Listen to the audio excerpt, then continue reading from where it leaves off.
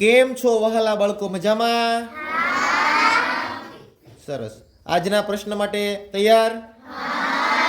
આજનો પ્રશ્ન, એવો કયો દેશ છે કે જ્યાં અડધા ભાગમાં સાંજ હોય છે અને અડધા ભાગમાં સવાર હોય છે? એવો કયો દેશ છે?